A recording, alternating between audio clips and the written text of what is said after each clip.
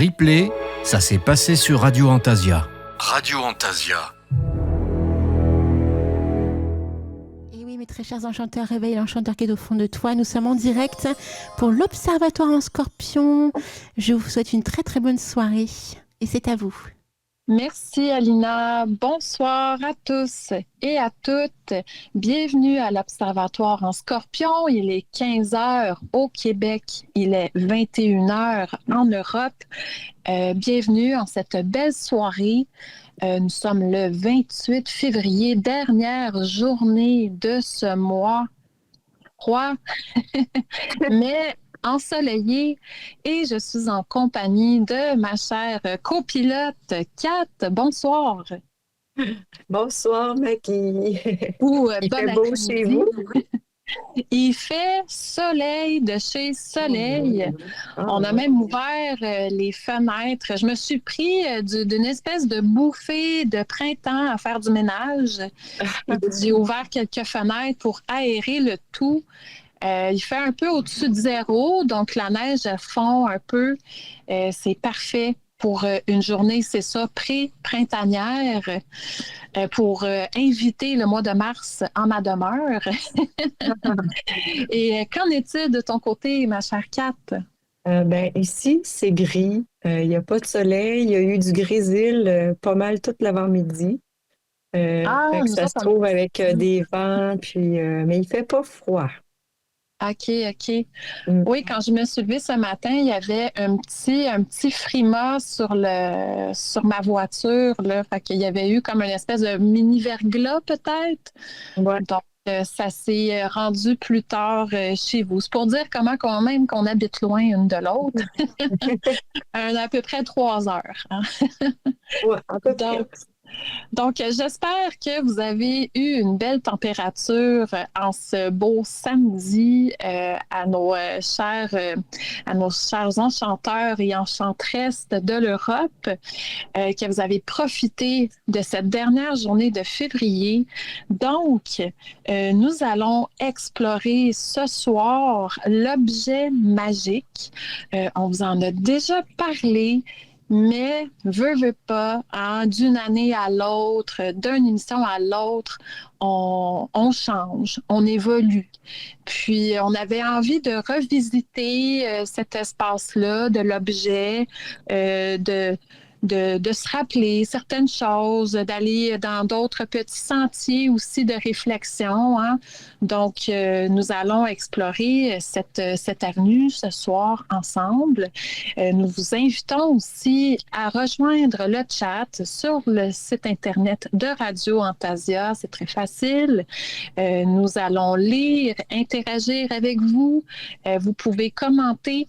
Et si on manque un peu de temps durant la première heure, je reprendrai le tout au début de la deuxième, quand il y a des choses qui n'ont pas été répondues pendant notre pause musicale. Je prends le temps de vous lire, de jaser un peu avec notre hôtesse Alina et de s'assurer que la communication se fait entre nous. C'est très important à l'Observatoire et dans toutes les émissions, en fait, de Radio Antasia. Donc, bienvenue sur le chat. Donc, revenons à nos moutons. Exploration de l'objet magique. Bien, j'avais envie qu'on redéfinisse ensemble, Kat, c'est quoi un objet ou un outil magique? Quand est-ce aussi qu'il devient magique? Hein? Parce que quand on regarde autour de nous, hein, prenez un instant pour observer votre chez vous, votre demeure. Hein? Il y a plein d'objets. Est-ce qu'ils sont significatifs? Est-ce qu'ils ont une histoire? Est-ce qu'ils sont utilisés dans la vie de tous les jours? Et pour quel dessin? Donc, c'est plein de questionnements. Et à quel moment ces objets-là sont empreints de magie, sont empreints d'une énergie particulière? Kat, je te laisse te lancer. Pour toi, oui? ça ressemble à quoi? Oui. On a beaucoup de choses à dire à ce sujet-là, puis il y a beaucoup d'avenues, je trouve, sur la façon d'aborder le sujet. Parce que De mon côté, moi, les objets magiques, j'en ai qui sont comme particuliers, mais il y en a d'autres qui le deviennent avec le temps. Il y en a d'autres que je découvre avec le temps. Fait qu'un objet magique, pour moi, c'est un objet que je vais consacrer personnellement à un usage particulier, intentionnel. Oui. Ça peut être n'importe là. Ça peut être un crayon, ça peut être un petit verre d'eau, un petit vase d'eau, ça peut être un morceau de papier, de la nourriture aussi, ça peut faire partie de la cuisine. Ça peut être quelque chose que j'ai fabriqué aussi, tu sais.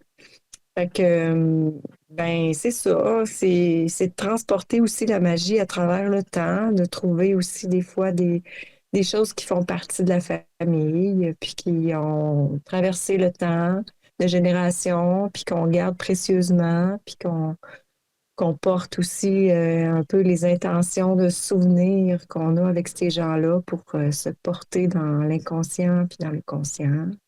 Parce Oui, fait que, que c'est oui. intéressant parce que c'est ça, les objets, on veut qu'ils portent quelque chose de plus que leur fonction. Hein. Ils ont leur Mhm. fonction. Une cuillère, ça sert à être utilisé comme une cuillère, mais si elle vient de ta famille ou si tu l'as achetée dans un moment particulier, elle peut prendre un sens un peu plus loin que juste sa fonction première, par exemple. Mhm. Donc, fait que juste ça, c'est le début de quelque chose au niveau de l'empreinte magique que ça peut prendre. Je me rappelle quand j'étais petite, on avait une cuillère des étoiles, puis on était les 5 enfants à la vouloir, il y en avait juste une. Hein, puis Mhm. fallait pas faire de chicane, puis la laisser des fois aux plus jeunes, ou il y en a un qui disait, ben moi, ça fait longtemps que je l'ai pas eu, puis fait que cette cuillère-là particulière, elle avait une certaine magie. On avait tout envie de l'avoir parce qu'elle avait des petites étoiles dessus. Pourquoi que ça a été elle, puis pas toutes celles qui avaient des petites fleurs, hein? Sûrement parce qu'elle était unique aussi. Mhm. L'unicité de l'objet le rend plus précieux aussi, entre autres. Oui, sa rareté aussi. Mhm. Exactement. Puis Mhm. c'est ce qu'on retrouve quand on fait les bazars, les friperies aussi, de trouver des petits des objets qui sont plus fabriqués maintenant. Donc, ça l'amène un petit côté plus précieux aussi à l'objet. Oui. Puis, il y a aussi tu sais, comme je parlais de l'eau, là. Moi, j'étais, autrefois, j'étais pas une ramasseuse, mais une cueilleuse d'eau. OK. Puis j'allais dans plusieurs plans d'eau, des rivières, des lacs et tout ça, puis je ramassais de l'eau. Puis Mm. un jour, j'ai ramassé de l'eau d'un puits qui était pas mal près de la Pâque, en tout cas, il est pas mal proche de l'équinoxe Oui. de printemps. Puis je sais pas, ça fait combien d'années que je l'ai, mais j'ai encore mon eau magique Ah, dans la wow! bouteille, puis elle n'a pas ranci, elle n'a pas changé, elle est restée très, très blanche, puis il n'y a rien qui a changé, elle est encore très belle. Parce que j'ai aucune idée pourquoi, mais cette eau-là, je pense que c'est une eau qui est comme... Mais dans cette période-là aussi, hein, on préconise beaucoup, on appelle l'eau de Pâques, mais c'est Oui. parce elle est à l'équinoxe aussi, là, tu sais, fait qu'il y a une affaire cosmique et magique, là, avec l'eau de l'équinoxe. Oui, qui peut peut-être être expliqué en partie par l'alchimie. Oui. Je vais prendre note puis en parler avec Mo dans la deuxième heure, parce que Mhm. on a notre alchimiste de la maison, hein, de la radio, Antasia, qui va être avec nous durant la deuxième heure, puis qui a plein de choses à dire. Puis je lui poserai la question.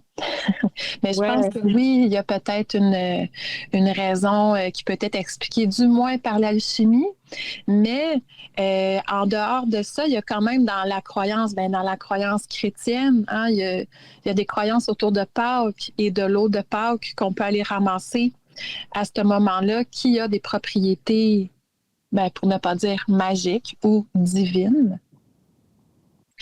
Il y a le papa de Valérie de Demoiselle étrange, il me semble, qui ramasse de l'eau de Pâques à chaque année aussi. Si je ne me trompe pas. Donc, coucou à Valérie et à Le Guy. Mais c'est ça, il me semble qu'il a ce rituel, lui, dans sa pratique spirituelle de ramasser l'eau de Pâques, justement, chaque année.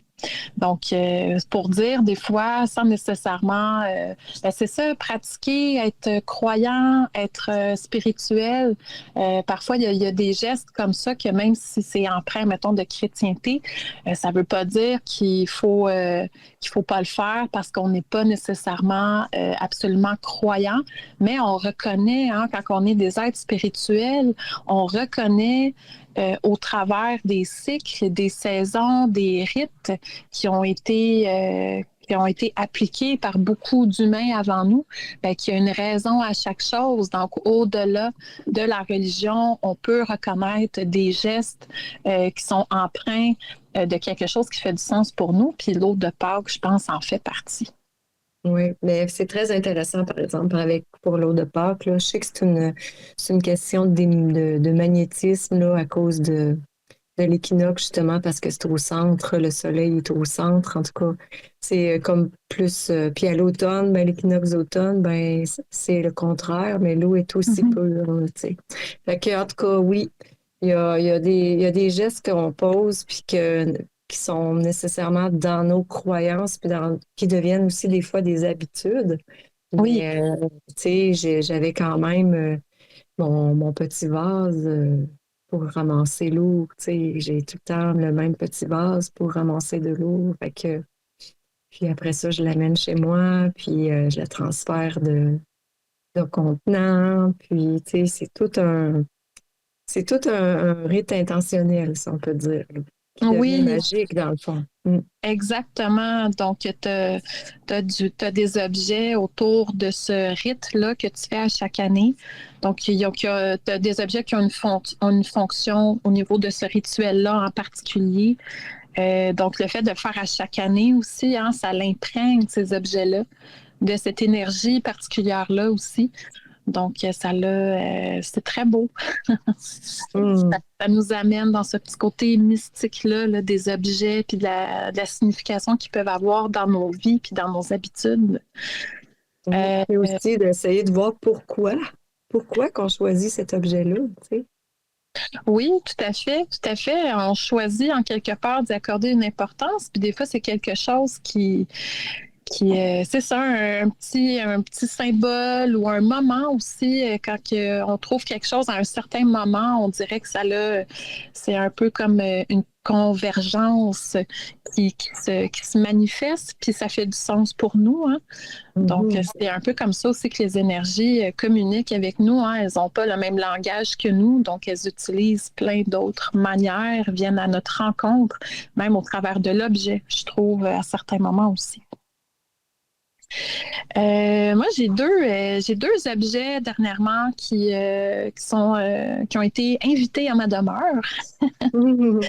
Pour les personnes qui me connaissent, pour les auditeurs et auditrices, hein, qui nous suivent depuis un bon moment, vous savez comment je suis amoureuse du monde textile, que ça fait partie de ma pratique spirituelle.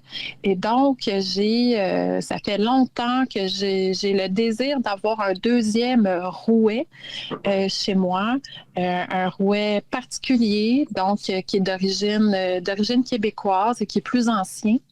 Le premier, celui que j'ai depuis plusieurs années, une dizaine d'années, est très récent. Et j'avais envie d'honorer le côté plus traditionnel du rouet. Et ça fait donc plusieurs mois que je suis dans l'attente que ce rouet apparaisse. Je voulais que ce soit un rouet qui soit fonctionnel, que je puisse filer avec, faire du fil. Et je suis finalement tombée sur ce rouet. C'est une personne qui qui répare des vieux rouets. Elle faisait ça pendant un temps, là, elle ne le fait plus, mais il lui restait des rouets qu'elle a mis en vente qui fonctionnaient bien. Donc, je suis allée à son rencontre pour ramener un rouet chez moi pour pouvoir filer le lin. Donc, redonner à un rouet sa fonction traditionnelle, que je puisse amener dans les festivals aussi et présenter aux gens pour continuer à faire vivre au moins un rouet, puis cette tradition-là, qui s'est presque perdue et qui est en train de revivre tout doucement. Hein. Si vous vous rappelez, je pense, notre première émission au mois de septembre, j'étais à un festival de lin, justement. Oui. Donc, c'est ça, on arrive à la fin de l'hiver, puis on est déjà en train de reparler justement de cette belle fibre très précieuse. Donc, c'est ça. Fait que j'ai ramené un rouet à la maison, puis c'est pas dans mes habitudes, mais j'ai eu une pensée envers la personne qui m'a initiée à l'univers textile au travers du tricot. Et c'est mon professeur de 2e année. Puis j'ai cette idée-là qui m'a traversée, puis je me suis dit, elle fait du sens aujourd'hui. Tu sais. Donc, j'ai eu envie de nommer mon rouet, mais je nomme pas mes objets en particulièrement, mais on dirait que ça faisait du sens là maintenant. Donc, j'ai repensé à cette professeure-là qui m'a montré le tricot, puis je me suis dit, c'est un peu grâce à elle que je suis dans la pratique des travaux textiles. Puis après ça, moi, j'en ai fait un chemin spirituel. Mais quoi qu'il en soit, c'est quand même la personne qui a semé la première semence en moi de cet univers-là. Donc, elle s'appelle Mireille. Et j'ai donc choisi d'appeler mon rouet Mireille. Je vais sûrement le graver quelque part, un peu subtil, là. Je vais pas faire un gros graffiti, là, mais je pensais l'écrire pour que ça puisse rester gravé dans ce rouet-là qui va m'accompagner jusqu'à temps que je file plus, là, ou que je m'en départisse ou que je quitte ce monde. Donc, c'est ça, c'est très important pour moi. Fait que c'est ça, ma professeure de 2e année, Mireille, en son honneur, j'ai nommé ce 2e rouet de son nom. Donc, ouais, c'est ça. C'est pas dans un bel objet, j'imagine, mais ça doit quand même prendre assez de place, 2 rouets dans une maison. Oui. Je le ramenais, puis je me disais, ouais, je vais le mettre où? Non, il n'est pas si pire que ça. En fait, c'est un très bel objet. Fait que même s'il est au milieu de ma cuisine, c'était correct. Tu sais. Mais c'est sûr que là, j'embarque, là, je parlais un peu de ménage là, en début d'émission. C'est ça, on dirait là, que j'entame le ménage de printemps. Fait que on va lui trouver une place plus qui va faire plus de sens, mais déjà, en tout cas, il est dans la maison. Puis il est très beau. Déjà, ça s'appelle, c'est un très bel objet. J'ai hâte de le rencontrer ou de le voir. Oui. Fait que là, on a une personne je pense qu'elle n'est pas là ce soir, mais on a une Mimi qui est souvent à nous écouter, à écouter notre émission et probablement d'autres émissions de Radio Antasia. Et cette chère Mimi, eh bien, ce que je vois, c'est qu'Alina nous dit qu'elle s'appelle Mireille. Donc, un petit coucou à Mimi. qui a son nom aussi qui va être gravé veux pas, sur mon rouet. Fait que oui, à toutes les Mireilles de ce monde, un petit coucou à vous. Hein? Un nom très doux selon moi. Quant à moi, toutes les Mireilles que j'ai rencontrées, c'est des personnes très pleines de gentillesse et très douces. Donc, un petit coucou aux Mireilles ce soir. Est-ce que tu as un objet qui porte un nom, toi, Kat, par hasard? Je pense que non. Non? C'est Non. correct. Moi, c'est la première fois que je fais ça, puis j'ai même fait un doublé. Mais ouais, non, t'en as pas. Ah, Ouais. ben oui, dernièrement, oui, mais ça n'a vraiment pas de lien avec le sujet. Mais oui, on a acquéri il n'y a pas si longtemps, il y a peut-être 2 mois de ça. Imaginez-vous une balayeuse intelligente. Oh, OK. Qui se OK? promène tout ça dans la maison? Oui, puis qui Ah, lave les planchers aussi et oh, qui aspire la poussière et les débris. Mais juste pour vous dire que je comprends très bien ce que tu expliques, parce que j'ai mon ancienne belle-mère qui se trouvait être la blonde de mon papa. oui. Elle faisait du ménage, elle faisait le ménage dans des maisons privées. Elle a fait ça, puis elle fait ça encore aujourd'hui. OK. Puis elle s'appelle Irène. OK. C'était un beau Alors, nom, on a ça. donné le nom de Irène à notre balayeuse intelligente. Ah, ben là, ben tu sais, j'imagine que tu as quand même apprécié cette personne dans ta vie. Tellement, tellement beaucoup. Ouais. Puis c'est pas méchant, tu sais, c'est vraiment par amour qu'on a appelé c'est notre nouvelle compagne de ménage dans la maison, lui a donné ce nom-là. Je trouve que ça va très bien, ça lui va très bien.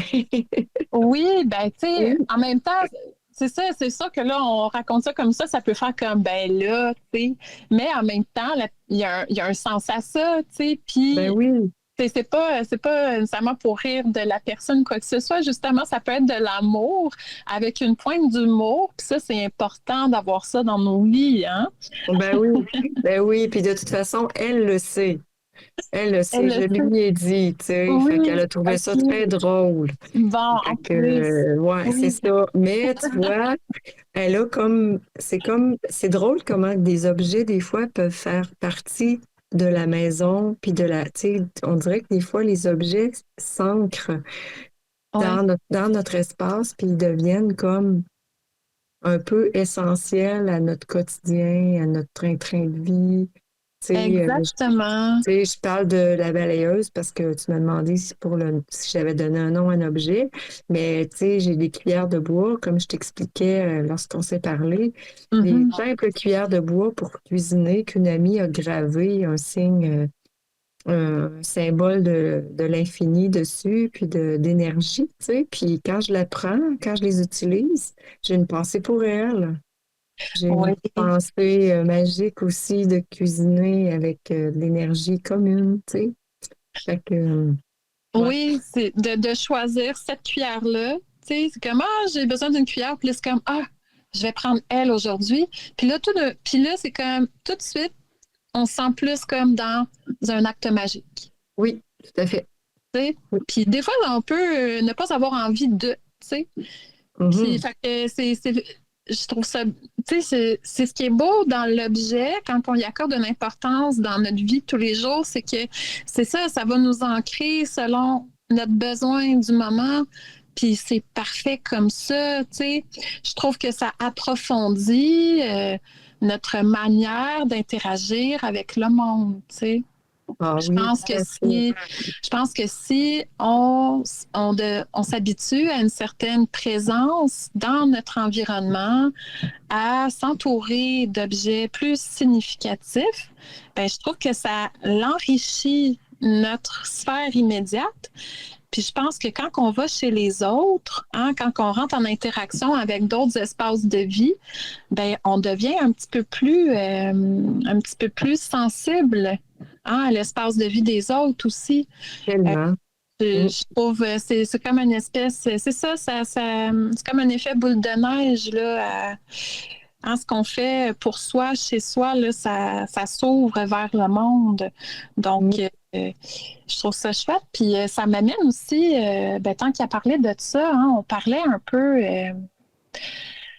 ça, quand on s'est parlé hier, ça m'amenait vers une réflexion qui était peut-être un petit peu, un peu surprenante, mais en même temps, je trouve qu'elle fait du sens. Hein. On parle beaucoup de solitude dans notre monde contemporain.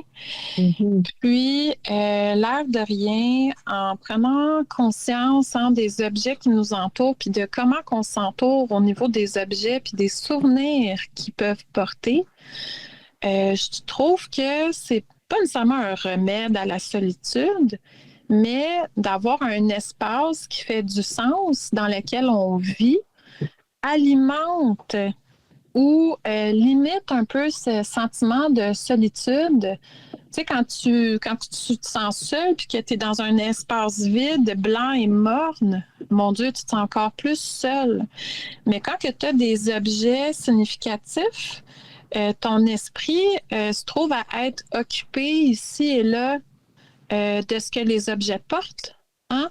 Mhm. C'est comme si on déposait des énergies un peu partout autour de nous, puis dépendamment de comment se passe notre journée, bien, on se trouve à visiter ces énergies-là.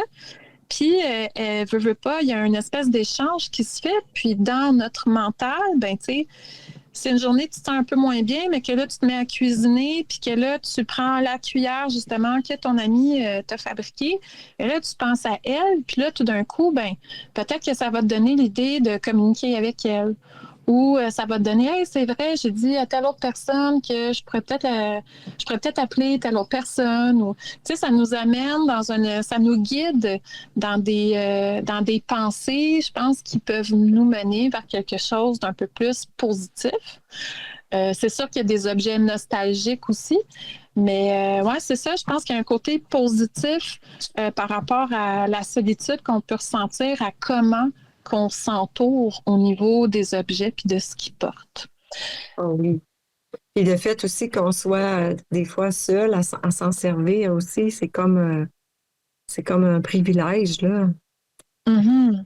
Mhm. Parce que, tu sais, je parle là, je parle pour moi, là, mais tu sais, j'ai comme plusieurs mortiers, moi, dans ma cuisine. OK. Puis j'en ai pour mes plantes que je cueille moi-même, pour mes tisanes, et puis tout ce que je fais avec mes plantes qui sont vraiment précieuses. J'en ai aussi pour les épices de la maison, puis j'en ai un autre aussi pour les céréales, puis les grains, tu sais. Fait que Oui. comme celui que je prends pour les plantes, ben mon chum, il n'ira pas le prendre pour broyer des épices, là, tu sais. Il sait que ça, Oui. c'est mon mortier pour mes plantes, tandis Oui. qu'il va utiliser l'autre à côté, là, tu sais. Fait que des Mhm. fois, juste de savoir que c'est à soi, puis qu'on peut l'utiliser, mais même là, tu sais, moi, je trouve qu'on se sent vraiment moins seul aussi, puis de penser que les gens nous ont offert des objets. Exactement. Mm. Exactement. Je sais pas s'il me fait comprendre, là, mais ouais. Mm. Ben oui, tu as des objets qui t'appartiennent à toi, puis même toi, dans ton environnement de vie avec ton partenaire, ben, il y a des objets qui sont à lui. Fait que même, admettons, qu'il partirait là, une fin de semaine, puis que tu t'ennuies un peu de ton amoureux, ben il y a des objets qui sont à lui qui est comme rassurant, réconfortant de voir. Tu sais, c'est comme, ben oui, son appareil photo, admettons, parce qu'il est photographe. Tu sais, je dis ça comme ça, là, ou sa guitare est là, tu sais, puis c'est comme, c'est sûr qu'il va revenir, tu sais. Sa guitare, son appareil photo sont là, tu sais. Fait que des fois, il y a un petit côté réconfortant à ça, de voir les objets que l'autre personne utilise, qui sont à lui ou à elle propres. Donc, Mm. oui, c'est ça parce que chacun habite l'espace et cohabite aussi. Fait qu'il y a ce côté très beau là, entre des personnes qui habitent ensemble aussi. Puis là, tu parles de guitare et tout ça. Tu sais, même les objets de musique, les objets de Mhm. musique, les musiciens, là, c'est rituel, leurs objets, leurs instruments de musique. Tu sais, quand ils jouent, ils ont de l'émotion, ils peuvent penser à des choses, il y a de la connaissance dans ça, il y a un transport dans le temps, tu sais, il y a toutes sortes de manipulations de l'espace, puis du tangible, puis de l'énergie à travers un instrument de musique. Tu sais, elle peut être rituelle. Là, les gens, des fois, ils se rendent pas compte que c'est un objet rituel, mais en fait, quand on le voit dans nos yeux de pratiquants, ben, on voit que c'est vraiment un objet rituel pour la personne, même si la personne ne pratique pas nécessairement de la façon que toi tu le fais, tu sais. Exactement, c'est en plein ce que j'allais surfer un peu sur ce que tu dis.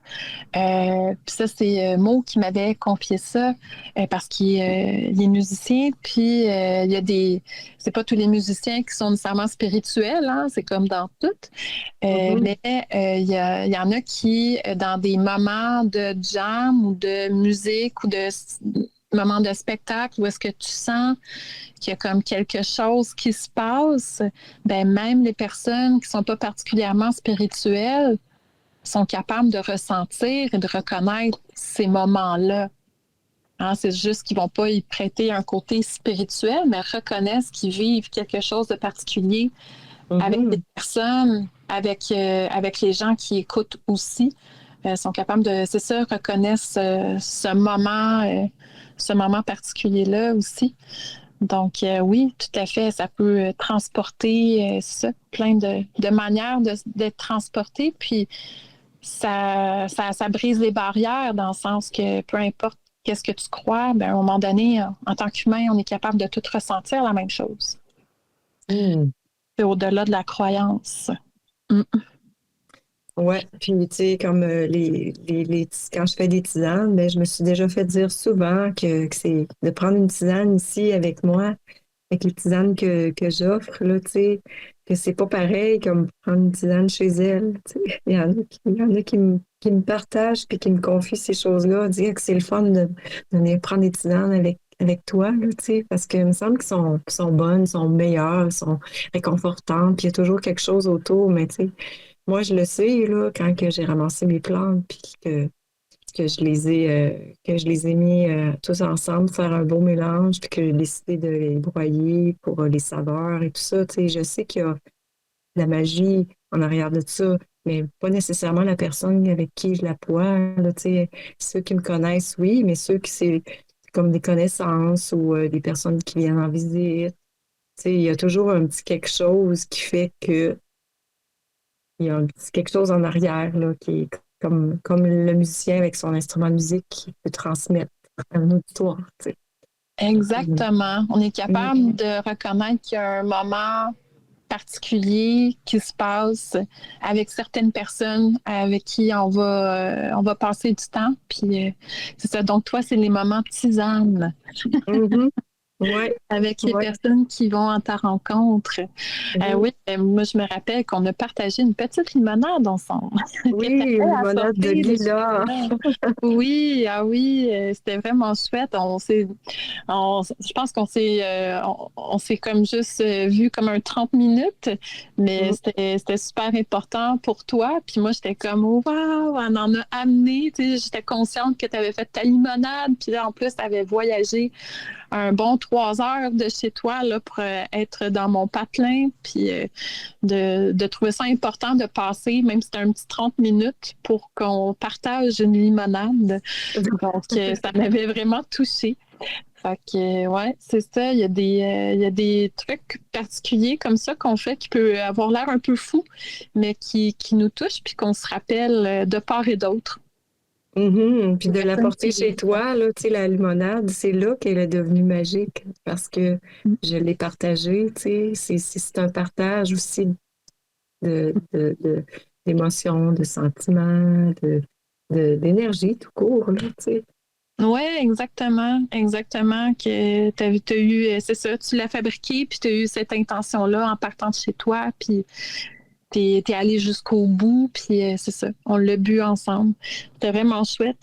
Puis c'est ça, par rapport à qu'est-ce qu'on peut partager, hein, on parlait un peu hier pendant notre petit meeting, hein, ça nous amenait un peu vers la fabrication du pain. Oui. Hein, ça, j'ai trouvé ça, c'est ça, ça nous a amené à penser au pain. Parce que ben, c'est quelque chose hein, qu'on peut. En fait, pourquoi qu'on a pensé au pain? Je vais reculer de quelques idées, de quelques pas. Parce que, en fait, pourquoi qu'on parle de l'objet aujourd'hui, hein, c'est que aussi, dans notre société de surconsommation, de l'objet jetable, hein? En tant que pratiquant, en tant qu'être spirituel et plus sensible à notre monde d'aujourd'hui, bon, des fois, on peut se faire happer un peu par cette surconsommation-là, hein? Mais on a aussi, au travers de ça, ce que ça l'amène un peu de négatif parfois, cette vision-là capitaliste de notre monde, c'est de plus trouver aussi important certains objets de la vie quotidienne.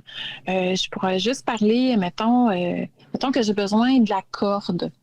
Pour attacher quelque chose. Maintenant, on en achète, il y en a de la vraiment pas chère, puis on coupe dedans, puis on jette ça après, puis ça finit là. T'sais. Puis si on en veut d'autres, on en rachète. Mais c'est un objet vraiment comme, c'est de la corde. Hein? Plus si important que ça, on en trouve facilement. Mais à l'origine, la corde, ben, il fallait la fabriquer. Oui. Puis, si tu avais à couper dedans, tu avais besoin d'avoir une bonne raison parce qu'il n'y en a pas au magasin, il faut que tu refasses. Est-ce que tu as vraiment besoin de couper cette longueur-là? Et venait donc, avec la connaissance de la fabrication de la corde, ben, la connaissance des nœuds, des différents nœuds pour t'éviter de devoir couper ta corde. Hein? Donc, ça a l'air un peu...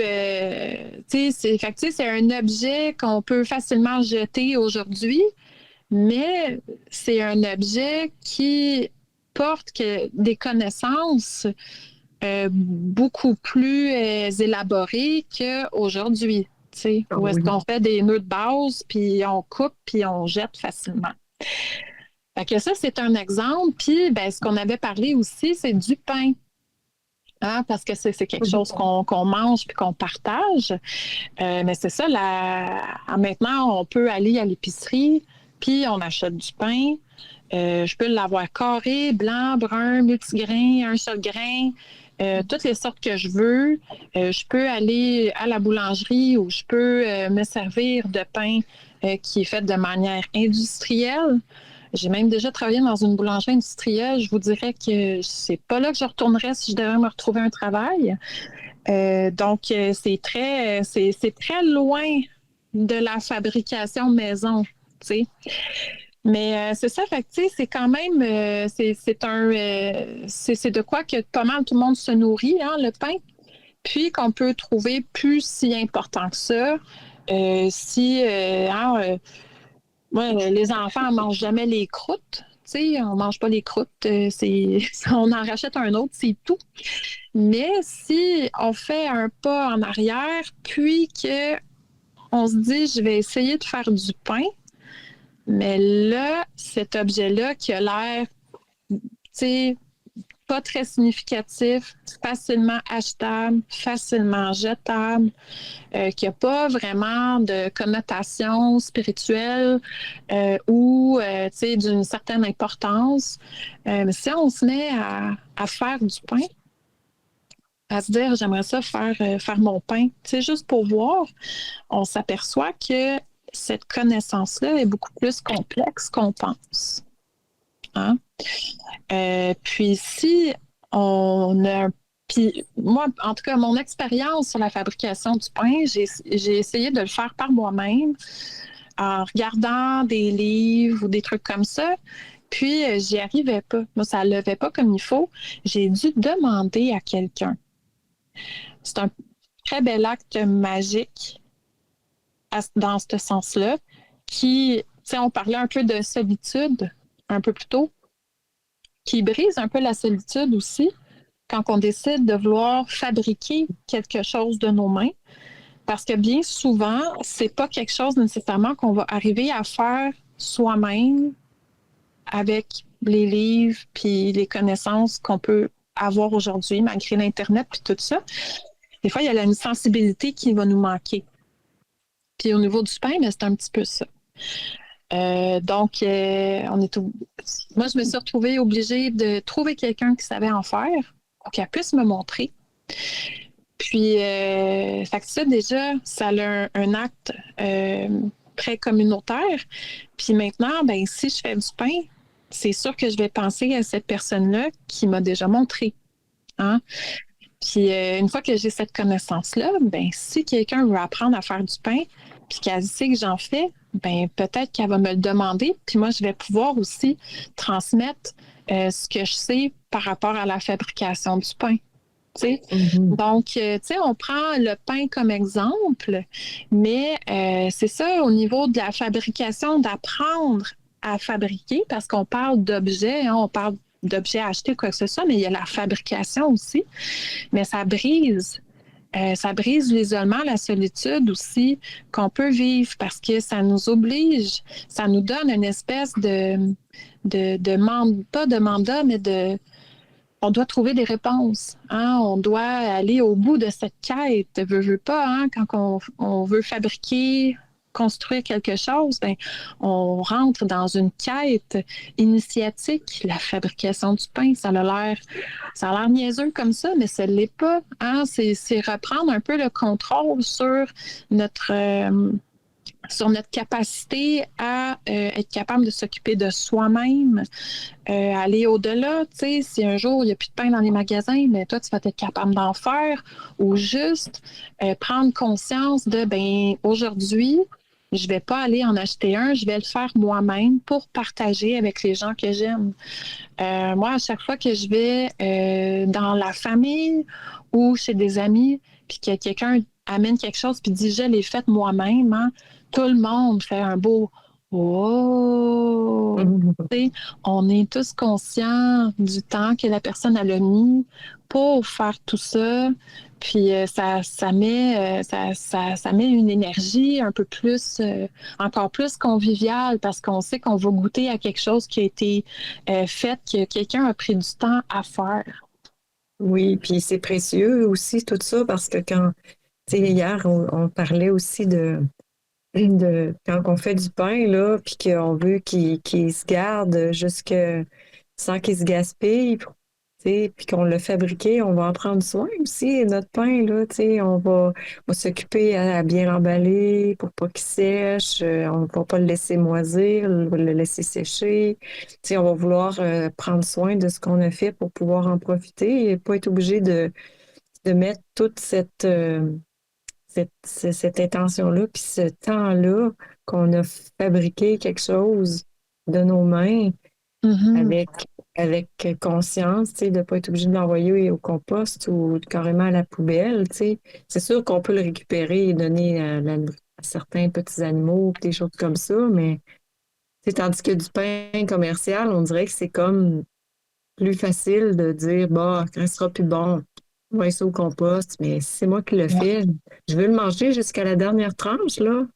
Ben oui, c'est ça. Ça me fait mal au cœur, tu sais, de jeter quelque chose qu'on a fait. C'est comme si c'est plus facile de jeter quelque chose qu'on n'a pas eu un lien préalable autre qu'un échange d'énergie monétaire, tu sais.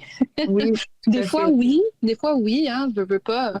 Oui, il y a des exceptions, là. C'est sûr que si je suis allée à la boulangerie, que j'ai payé mon pain une fortune, on s'entend que je vais avoir un peu le même sentiment que si je l'ai fait, là. Mais, tu sais, on parle de pain ordinaire, là, tu sais. Nous autres, au Québec, on appelle ça le pain pomme.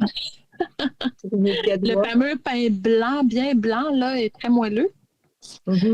Donc, c'est ça, oui. Donc, c'est pour donner un exemple. Puis ça, ben, ça va pour toutes les choses qu'on fabrique ou les objets qu'on décide intentionnellement de rentrer, qui viennent habiter dans notre demeure. Et c'est ça. Donc, ça nous amène un apport différent à tout ça. Puis, oui, la fabrication. Écoute, on parle de fabrication, hein, cet hiver.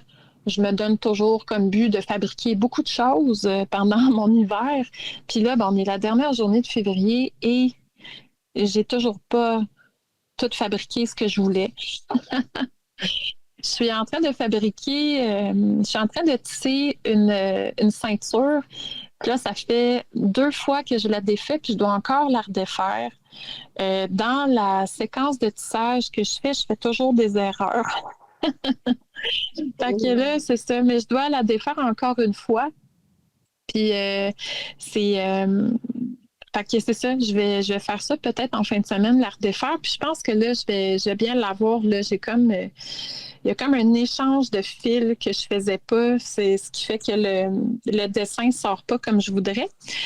Puis en fait, ça, c'est tous des fils que j'ai filés. Puis il y a une partie de ça que j'ai teint avec de l'oignon. Pour les personnes, si jamais ça vous intéresse, hein, la teinture de pelure d'oignon jaune, ça donne un jaune soleil ultra vibrant. Donc, si vous mangez des oignons, gardez les pelures. C'est très facile à faire la teinture. On fait un beau concentré là, de toutes les pelures qu'on a ramassées, puis on peut teindre des tissus, de la laine. Puis, je regardais dans mon encyclopédie des plantes magiques de M. Scott Cunningham. Salut bas à M. Cunningham. Je regardais, je revisitais justement l'oignon, la symbolique de l'oignon. Et encore là, tu sais, on parlait de choses qui ont l'air un peu ordinaires ou qu'on pense pas qu'il y a une certaine vraiment importance. Puis, dans cette encyclopédie-là, il y a beaucoup de plantes que, tu sais, c'est comme à peine une demi-page. Fait que j'avais cette attente-là de lire à peine une demi-page sur l'oignon. Ben non, toi. Une page et demie sur l'oignon.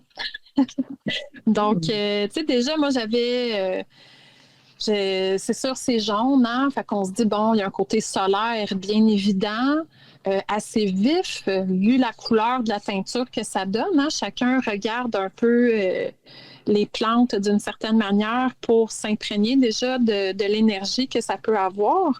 L'oignon, c'est aussi très piquant, fait on peut lui donner un aspect feu, hein? Je veux pas. Puis,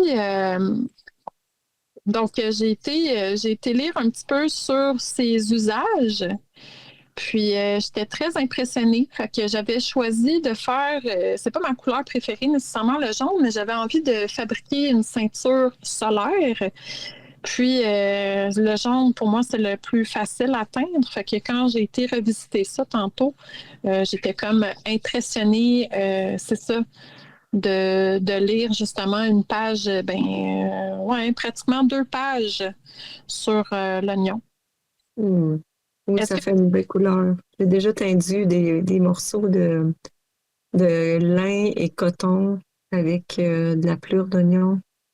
C'est tellement beau. Là. Même des œufs de Pâques. J'avais fait moi-même des œufs de Pâques.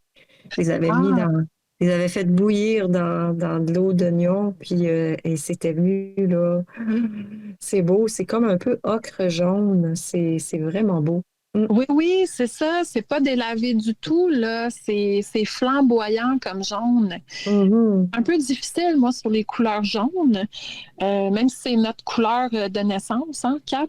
Mais je dois dire que l'oignon a ce côté, c'est ça, très, c'est ça, ocre, vraiment riche comme jaune. Oui. Une bonne soupe à l'oignon, oui, Robert, c'est une excellente idée pour ramasser toutes ces pelures d'oignons. C'est une excellente excuse si vous aimez les oignons. Et donc, en usage magique, hein, si on y pense un peu, hein, la pleure, c'est ce qui protège l'oignon. Hein? Donc, un côté, il y a des effets de protection à l'oignon quand on y pense. C'est sûrement pour ça que c'est le premier mot qui vient dans son aspect de pouvoir, hein? Protection, exorcisme, guérison, argent, rêve prophétique, désir sexuel. Tu me dis que c'est lunaire, toi? Attends. Ça me dit... plein d'eau. À cause qu'il est plein d'eau? Ben, moi, ça me dit élément feu, planète Mars. Ils disent pas si c'est lunaire ou solaire, mais moi, j'aurais dit solaire. Je maintiens mon côté solaire. Mais Mo, il dit que c'est lunaire, mais ça, c'est du côté alchimique. D'après les travaux de Jean Dubuis face au mode de cristallisation. Ah bon, fait que, au pire, tu nous diras ça tantôt, mon cher et tendre. parce qu'on ne peut pas toujours être d'accord, on ne veut pas, hein. Donc, pour en revenir aux usages magiques, hein, il nous reste un petit 5 minutes. Mais en fait, au pire, je vous lirai ça après. Kat, est-ce qu'on a d'autres choses qu'on n'a pas dit? Ah, ben, tu te souviens, hier, on a parlé, en parlant du pain, on a parlé du levain. Oui, ah ben oui, parce que Ouais. c'est ça, apprendre à faire le pain, mais si on fait un pas en arrière, hein, il semble qu'on recule ce soir, chers enchanteurs et enchanteresses, hein, si on prend un pas de recul, la fabrication du pain mais commence par le levain. Ben oui, ben oui. Puis le levain, ça fait une grande route générationnelle, hein, parce que ça se partage du levain, puis ça vient des fois de très, très loin dans le temps. Puis c'est juste de la refaire, faire un. Je sais pas comment si ça a un nom particulier, mais c'est un peu aussi comme la mère de la kombucha, là, le breuvage fermenté, qu'on peut aussi distribuer, qui est quand même un côté magique que tu transmets à quelqu'un qui a envie d'en prendre soin puis d'en faire aussi, tu sais. Fait que ça va d'une main à l'autre, donc d'une intention à l'autre, puis d'un corps à Oui, l'autre. Mm. il y a aussi le gâteau aux fruits. Oui, Est-ce que ça dit quelque chose? oui, Je ne oui, sais oui. pas pour vous en Europe, vous nous direz, mais au Québec, ma mère, elle l'a eu une fois. Moi, je ne sais pas si ça court encore, mais souvent, on va faire. Est-ce qu'on appelle ça aussi, gâteau aux fruits, est-ce qu'on appelle ça aussi comme le gâteau de l'amitié? Dans le sens que d'habitude, quand que c'est quelqu'un qui va te donner une partie de pâte, puis que tu vas faire avec la recette, puis là, tu vas faire un gâteau aux fruits avec ça, puis il y a une partie que tu dois garder et transmettre à quelqu'un d'autre. Ah, ben Donc, je peux pas te dire. OK. Je connais pas cet Tu connais aspect-là. pas ça? Ah, Non. OK. Parce que ma mère, elle l'a eu une fois, puis ça venait d'une de ses amies, qui l'avait eu d'une autre de ses amies. Fait que c'est comme une espèce de recette qui se transmet, puis tu repars, tu pars ce pain-là, pas ce pain-là, mais cette espèce de gâteau-là, très moelleux, c'était vraiment bon en plus. Tu repars ça, la personne, elle te donne comme une tasse. Du reste, puis toi, quand tu fais ton mélange, ben à la fin, il y a une tasse que tu gardes puis que tu dois donner. Puis c'est un peu comme les courriels, là. Vous savez, les courriels qu'on reçoit là, de chaîne, là, hein, si tu vas devenir riche et célèbre.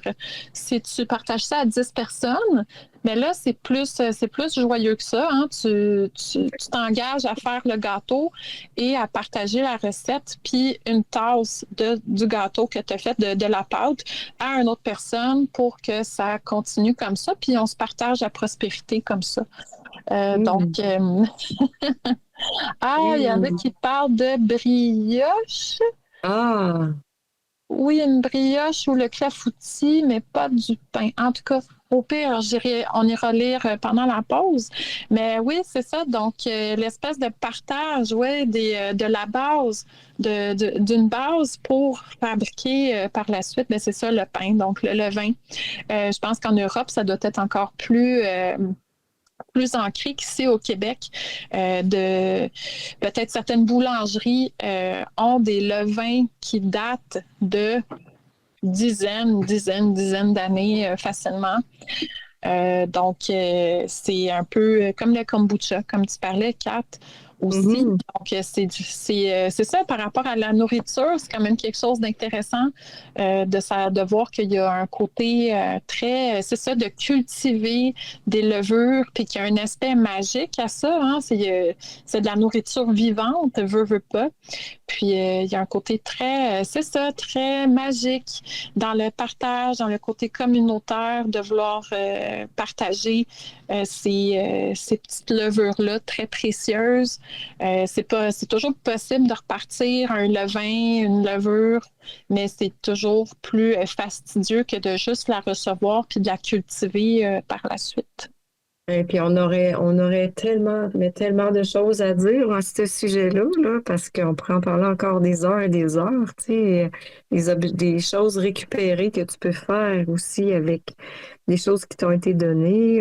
Tu sais, Mhm. comme, en tout cas, hier, je te parlais de la poupée que j'ai faite au début de secondaire Oui, avec ma grand-mère, que j'ai encore aujourd'hui, puis qui va rester avec moi jusqu'à temps que je sois plus là, tu sais. Fait que, exactement. ouais, tu sais, là, tantôt tu parlais du rouet, mais tu sais, il y a aussi, quand c'est fait avec un membre de la famille, tu sais, c'est aussi un- une énergie en soi, là, tu sais, de la transporter avec toi, puis d'avoir les souvenirs. Quand tu fabriques quelque Exactement. chose avec quelqu'un de ta famille, tu sais, c'est encore, ou une personne précieuse, là, ça peut être les personnes de la famille, hein, des fois, c'est des amis aussi, là. Mais, Oui, ouais. exactement. Fait que c'est ça. Fait qu'on aurait tellement à dire, là. Il y en a beaucoup. Fait que, on vous invite à créer ces moments-là avec Mm, les personnes de votre entourage ou des fois de vous prendre un atelier. Hein? On ne sait jamais qui c'est qu'on va rencontrer. Moi, je me suis fait des amis en faisant ça. Pas une mm, panoplie d'amis, mais des fois, on rencontre quelqu'un puis c'est comme, oh, on reste accroché. Puis on se retrouve à revisiter cette espèce d'énergie-là avec ces personnes-là en particulier, hein, de fabriquer ensemble et tout ça. Donc, c'est un aspect qui est vraiment important puis qui est très communautaire aussi, qui brise la solitude bien souvent. Hein. Apprendre à faire des choses avec d'autres personnes, ça nous commet, ça nous ancre dans notre instant présent puis ça crée des souvenirs, des moments précieux. Donc, c'est ça. Ouverture sur le monde et être curieux, hein, c'est ce que nous devons être à tout moment dans ce monde qui nage des fois en contre-courant de ces principes, mais ces principes-là font partie de nous. Hein. Nous sommes des êtres communautaires, de communautés qui ont envie de participer à une société équitable, bienveillante et c'est ça, inclusif, plein d'amour, hein, le plus possible mhm, dans le respect mhm. de l'autre. Donc, on aspire tous à ça à différents niveaux, chacun à notre manière, mais si on pagaie tout du même sens, ben veut pas, on risque plus d'arriver à destination. Donc, sur ces beaux mots, Kat, j'ai trouvé deux pièces deux pièces de musique. La première, c'est de Fever Ray. Hein, je vous en ai déjà fait écouter, je pense. Et j'aimais bien, je suis tombée sur ce titre, I'm Not Done, hein, parce que je vous l'ai dit tantôt, j'ai pas tout fait ce que je voulais pendant mon hiver. Bon, il nous reste encore 3 semaines, mais je sais très bien que toute ma liste de choses à faire pendant l'hiver, hein, sur le bord du feu, tranquille, ça ne s'est pas produit. Donc, I'm not done. Je ne serai jamais done. Hein, on n'aura jamais fini, mais on fait de notre mieux. Donc, Fever Ray, I'm not done. Et ensuite, on s'offre du David Bowie, chère enchanteresse et enchanteur. Je nous ai choisi The Man Who Sold the World. Kat, merci d'avoir été avec nous pour la première heure. C'est toujours un plaisir de discuter avec toi et d'avoir un auditoire intéressé aussi à ces sujets-là. Merci beaucoup. Ben oui, donc on se retrouve après la pause musicale. À tantôt. Bye. Alors, on va commencer par David Bowie, hein, pour info. Ah, parfait. Si ça te dérange pas. Ah, mais non, du Ok. tout. À tout de suite, les enchanteurs. Replay, ça s'est passé sur Radio Antasia. Radio Antasia. Eh bien, on reprend le live. Vous êtes dans l'Observatoire en Scorpion, partie 2. Je te laisse la suite, hein, Maggie. Merci beaucoup, Alina. Donc, j'espère que vous avez apprécié en cette belle soirée les deux pièces qui vous ont été présentées. En tout cas, moi, j'ai beaucoup aimé les revisiter pendant cette pause musicale. Donc, j'avais envie de vous faire un peu de lecture. Vous savez, hein, j'aime beaucoup faire la lecture et je me suis dit que je voulais relire pour vous un moment, en fait, le début qui va être un peu condensé. Je vais sauter quelques pages au cours de la lecture peut-être qu'il y en a d'entre vous qui connaissent le roman Jonathan Strange et Monsieur Norrell de Susanna Clarke. C'est un roman que j'ai adoré lire, que j'ai encore, puis que j'ai très envie de revisiter. Mais bon, je suis en manque un peu de temps. Je suis dans des recherches historiques ces temps-ci. Je suis en train de lire sur les Nornes. Entre autres, c'est un document, c'est ça, qui parle des Nornes au niveau de l'historicité. Puis, je lis, puis j'ai ça, quelques autres livres, mais c'est ça. Donc, j'ai pas beaucoup de temps pour un roman, mais je me suis dit hier soir, pourquoi pas revisiter le début de ce livre-là, qui a qui parle d'une certaine société occulte en Angleterre. Et donc, c'est ça. On va faire ça ensemble, une petite quinzaine de minutes, et ensuite, nous allons accueillir notre alchimiste de la maison, Momasaya, dans pas bien long. Donc, pour mettre en contexte, la société, comment qu'elle s'appelle? La société, mais disons la société simplement pour l'instant. C'est tous des messieurs qui sont proches de la magie occulte, mais qui ne sont pas nécessairement pratiquants. Et ils reçoivent de M. Norrell une lettre que je vais vous lire. Et de là va débouler des choses intéressantes qui vont arriver dans les prochaines journées de cette histoire. Alors, allons-y comme suit. Merci, Alina. Monsieur. Et ça, c'est en fait, c'est une lettre. Donc, 1er février 1807. On n'est pas bien loin. Monsieur, par 2 fois au cours de ces dernières années, j'ai eu l'honneur de recevoir un courrier de la Société savante des magiciens d'York sollicitant mon amitié. Maintenant, en voici un 3e qui m'informe du mécontentement de la société. Il semble aussi facile de perdre le crédit de la société d'York que de l'acquérir, et un homme peut ne jamais savoir de quel côté pèse la balance.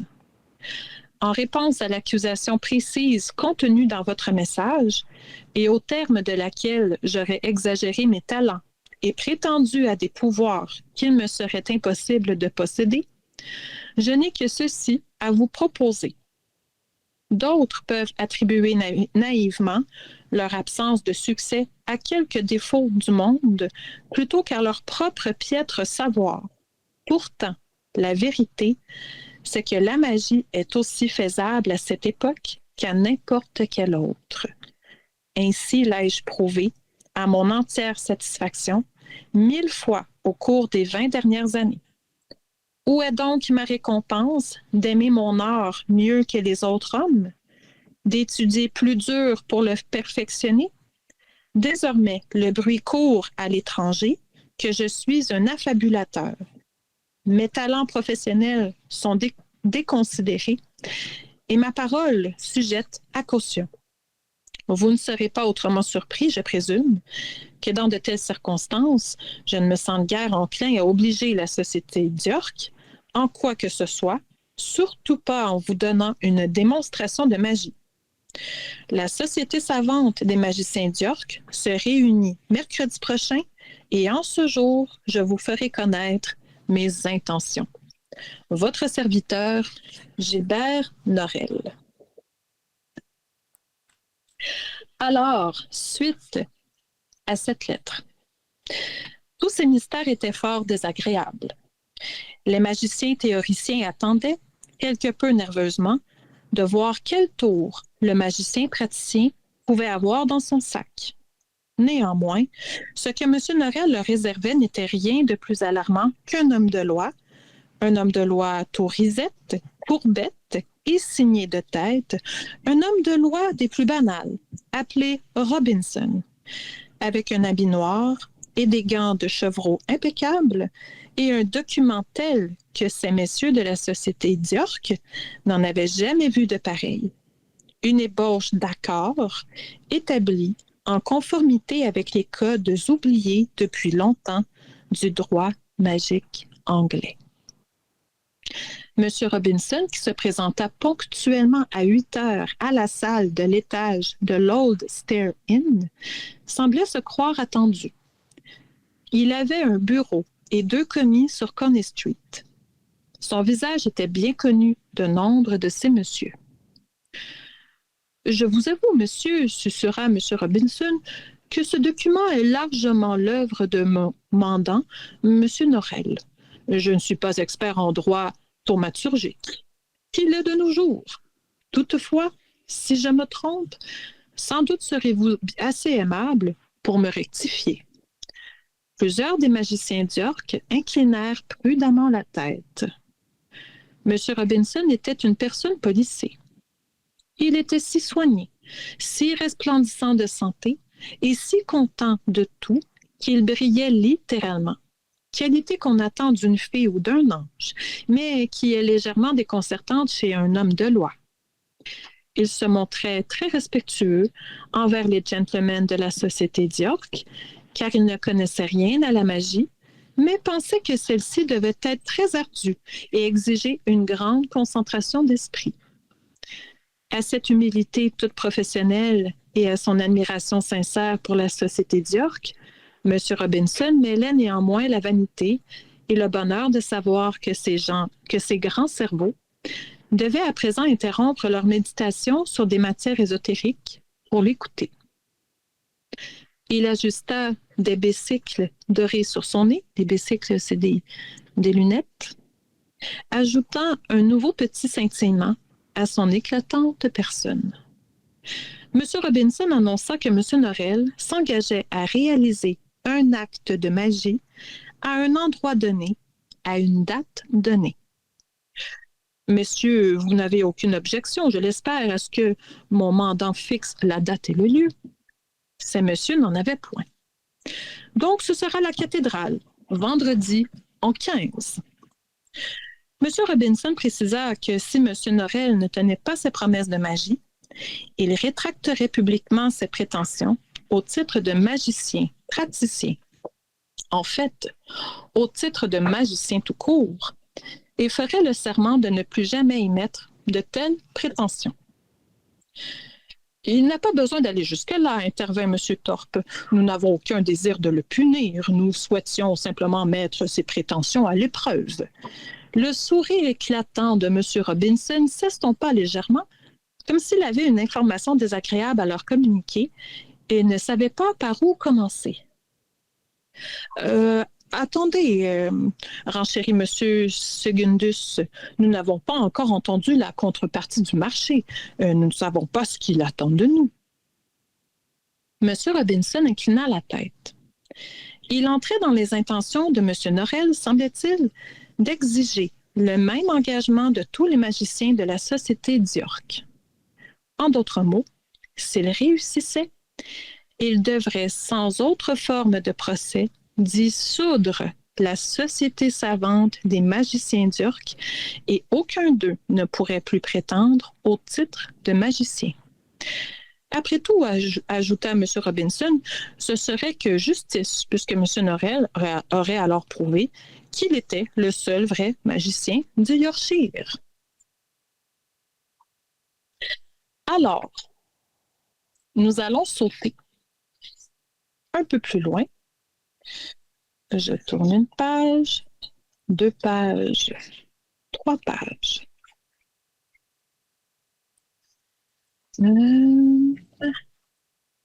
On va continuer ici. Donnez-moi un petit instant. D'accord. Alors, février, toujours, en 1807, une grande et vieille église au cœur de l'hiver est, dans le meilleur des cas, un lieu lugubre. Les frimas de sans hiver semblent s'être conservés dans ces pierres et ensuintés. Dans la pénombre humide et glacée de la cathédrale, car nous sommes à la cathédrale, en ce jour donné par M. Norrell, les membres de la société d'York étaient contraints de rester debout à attendre d'être ébobis sans aucune assurance que la surprise escomptée serait agréable. Monsieur Honeyfoot ébaucha un sourire fort, enjoué à l'adresse de ses compagnons. Pour un gentleman aussi exercé dans l'art du sourire affable, sa prestation était bien piètre. Oui, Alina, on est 200 ans après. Belle coïncidence, on aime ça. À cet instant, les cloches se mirent à tinter. Le carillon de Saint-Michel de Belfray sonnait simplement la demi-heure, mais à l'intérieur de la cathédrale, il prenait une sonorité étrange, lointaine, rappelant les cloches d'une autre contrée. Le son n'en était aucunement joyeux. Les gentlemen de la société d'York savaient fort bien que les cloches accompagnaient souvent la magie, et en particulier la magie de ces êtres surnaturels, les fées. Ils savaient qu'au temps jadis, des clochettes d'argent résonnaient souvent au moment où un Anglais ou une Anglaise d'une qualité ou d'une beauté spéciale était sur le point d'être ravi par des fées pour vivre pour toujours dans d'étranges pays fantomatiques. Même le roi Corbeau, qui n'était pas une fée, mais un Anglais, avait la manie quelque peu regrettable d'enlever des hommes et des femmes afin de les emmener vivre avec lui dans son château des autres pays. Aurions-nous, vous et moi, le pouvoir de nous emparer, par magie, de tout être humain au monde qui nous aurait tapé dans l'œil, ainsi que celui de garder l'heureux élu à notre côté de toute éternité, notre choix tomberait sans doute sur un être un tantinet plus captivant qu'un membre de la Société savante des magiciens d'York. Cette pensée réconfortante, toutefois, ne venait pas à l'esprit des gentilshommes rassemblés à l'intérieur de la cathédrale d'York. Plusieurs d'entre eux commençaient à se demander si la lettre du docteur Fox-Castle n'avait pas ulcéré M. Norrell, et ils finirent par avoir sérieusement peur. Alors, on imagine qu'il y a eu une lettre qui a été envoyée pour confirmer leur présence. Alors que les tintements de cloches s'éteignaient, une voix retentit dans les ombres sinistres au-dessus de leur tête. Les magiciens tendirent l'oreille pour l'écouter. Beaucoup étaient déjà dans un état de nervosité et de tension si extrême qu'ils s'imaginaient recevoir des instructions, comme dans un conte de fées. Ils se figuraient qu'on leur communiquait de mystérieuses interdictions. De telles instructions et interdictions, les magiciens le savaient grâce aux contes. Sont ordinairement un brin étrange, mais pas très difficile à observer, du moins à première vue. En général, elles suivent ce modèle-ci. Ne pas manger la dernière prune confite du bocal bleu rangé sur le placard de coin. Ou celui-là, ne pas battre sa femme avec une badine d'armoise. Pourtant, que l'on songe encore aux contes de fées, les circonstances conspirent toujours contre le destinataire des instructions. Celui-ci se retrouve en train de commettre l'action même qui lui était proscrite et un terrible destin lui tombe de ce fait sur la tête. Au minimum, les magiciens crurent entendre prononcer leur condamnation, mais la langue dans laquelle s'exprimait la voix était peu claire. Une fois, M. Segundus crut reconnaître un mot qui sonnait comme « malfaisant » et une autre fois « interfier terme latin qui signifie « tuer ». Inquiétant. La voix en soi n'était pas aisée à entendre. Elle n'avait pas la moindre ressemblance avec une voix humaine, ce qui ne servait qu'à accroître la peur des gentilshommes de voir apparaître des fées. Elle était suprêmement dure, grave et âpre. On eût cru deux silex frottés ensemble. Pourtant, les sons produits étaient manifestement censés être articulés. Oui, ils étaient articulés. Ces messieurs levèrent la tête pour scruter l'obscurité avec appréhension. Ils n'aperçurent que la vague forme d'une petite gargouille de pierre surgissant d'un des rayons, d'une grande colonne pour saisir le vide ténébreux. À mesure qu'ils s'accoutumaient à ces étranges sonorités, ils reconnaissaient de plus en plus de mots, un mélange d'ancien anglais et de latin classique, comme si celui qui les proférait ne savait pas qu'il s'agissait de deux langues distinctes. Heureusement, cet abominable galimatias présentait peu de difficultés pour les magiciens, dont la plupart avaient l'habitude de débrouiller les divagations et les écrits des clercs de temps anciens. Une fois traduit en anglais clair, compréhensible, le discours rendait à peu près ceci. Il y a longtemps, très longtemps de cela, 500 ans ou plus, par un jour d'hiver au crépuscule, un jeune homme entra dans l'église en compagnie d'une demoiselle à la chevelure entremêlée de feuilles de lierre. Il n'y avait personne d'autre, hormis des pierres. Personne pour le voir l'étrangler, hormis les pierres. Il la laissa retomber morte sur les dalles et personne ne vit rien, hormis les pierres. Il la laissa retomber morte sur les dalles.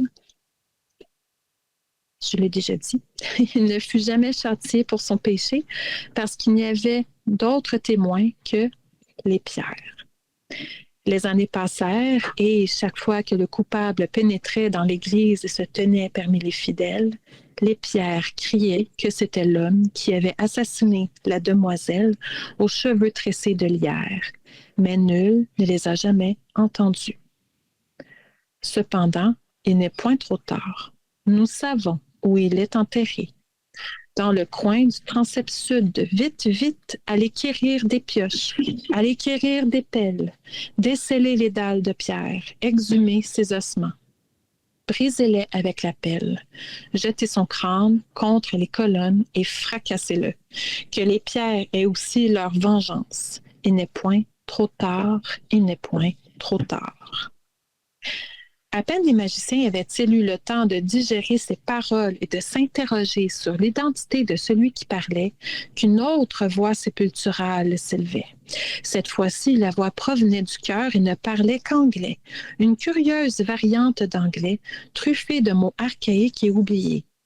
Cette voix se plaignait d'une soldatesque qui serait entrée dans l'église et aurait brisé des vitraux. Un siècle plus tard, les Vandales étaient revenus pour démolir un jubé, mutiler les visages des saints, emporter l'orfèvrerie. Une fois, ils avaient même aiguisé leurs pointes de flèche sur le rebord des fonts baptismaux. 3 siècles plus tard, ils avaient fait feu de leurs pistolets dans le chapitre. La seconde voix ne paraissait pas comprendre que les hommes n'avaient pas la faculté de vivre bien longtemps, alors qu'une grande église pouvait rester debout pendant des millénaires. Ils trouvent leur bonheur dans la destruction, clamait-elle. Ils ne méritent pas d'être détruits. À l'instar du premier, celui qui parlait semblait logé dans l'Église depuis d'innombrables années et avait vraisemblablement entendu un grand nombre de prêches et de prières, pourtant les plus douces des vertus chrétiennes, la pitié, l'amour, l'humilité, lui étaient inconnus. Et pendant ce temps, la première voix continuait de pleurer la demoiselle aux cheveux tressés de lierre. Les deux litanies rocailleuses s'entrechoquaient d'une manière très déplaisante à l'oreille. M. Top, qui avait un cœur vaillant, alla seul jeter un regard furtif dans le chapitre pour découvrir qui parlait.